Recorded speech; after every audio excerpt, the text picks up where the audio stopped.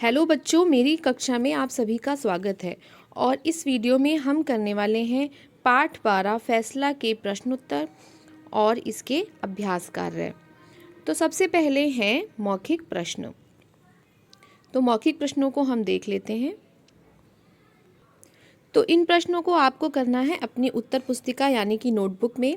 सबसे ऊपर आपको इस तरह से पाठ 12 लिखना है और पाठ का नाम फैसला लिखना है और मौखिक प्रश्न उत्तर लिखने हैं।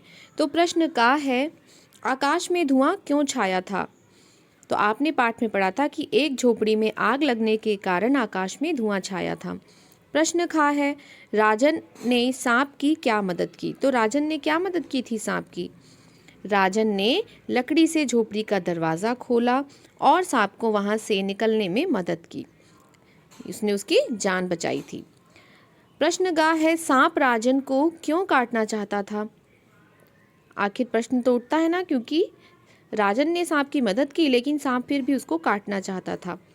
तो सांप उसको क्यों काटना चाहता था? तो इसका उत्तर होगा, सांप मनुष्य को अपना शत्रु समझता था, इसलिए राजन को काटना चाहता था। प्रश्न घ है, वृक्ष और तालाब ने सांप की तरफदारी क्यों की? इसका उत्तर है, मनुष्य वृक्ष और तालाब को हानि पहुंचाते हैं, इसलिए उन्होंने सांप की तरफदारी की। फिर है लिखित प्रश्न। लिखित प्रश्नों में है प्रश्न का, अंत में सांप ने क्या फैसला किया और क्यों? सांप ने राजन को ना काटने का फैसला लिया क्योंकि विद्यालय में उसने सबको सेवा करते देखा।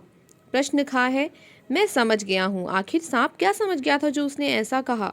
तो उत्तर है, सांप समझ गया था कि सभी मनुष्य एक जैसे नहीं होते, कुछ मनुष्य लोगों की सेवा भी करते हैं।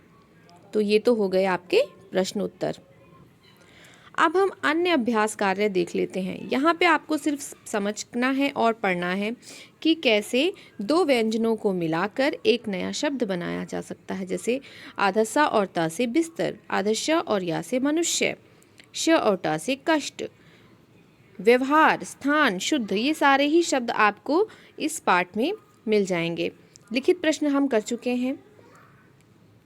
इसके बाद आपको फिर से बोल बोल कर पढ़ना है। आपको इसका अंतर समझना है कि इस बिंदी के लगने से क्या अंतर होता है। फन, जब इसमें बिंदी नहीं होती तो हम फन पढ़ते हैं, और जब लगी होती तो फन पढ़ते हैं। नहीं लगी होती तो फल पढ़ते हैं, और लगी रहती है तो फैसला। हमारे जो लिप्स हैं वो टच नहीं होते हैं, उनको अलग से पढ़ना रहता है। फूल, ये होगा साफ। ये फली, ये सफाई। अब है बहुवचन रूप लिखो।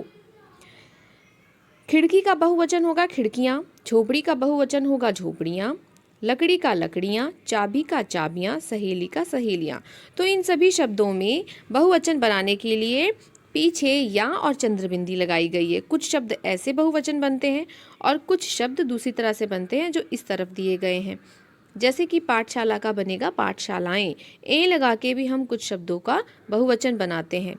माता का माताएं, अध्यापिका का अध्यापिकाएं, माला का मालाएं, शाखा का शाखाएं। अगला प्रश्न है, नीचे लिखे शब्दों के मिलते जुलते अर्थ वाले शब्द पाठ में से ढूंढकर लिखो।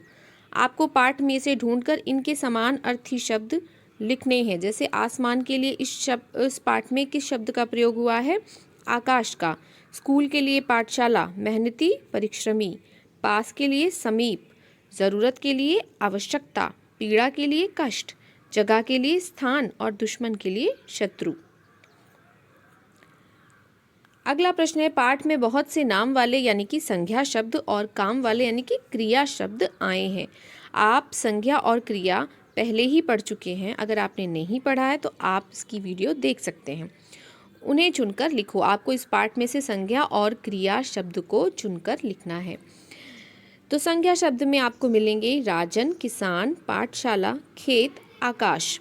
क्रिया है पढ़ना, टसना, खोलना, बचाना, मरना या फिर मारना। तो इनके अलावा भी आपको बहुत सारी संज्ञा और क्रिया शब्द इस पाठ में मिल सकते हैं, आप उनको भी लिख सकते हैं।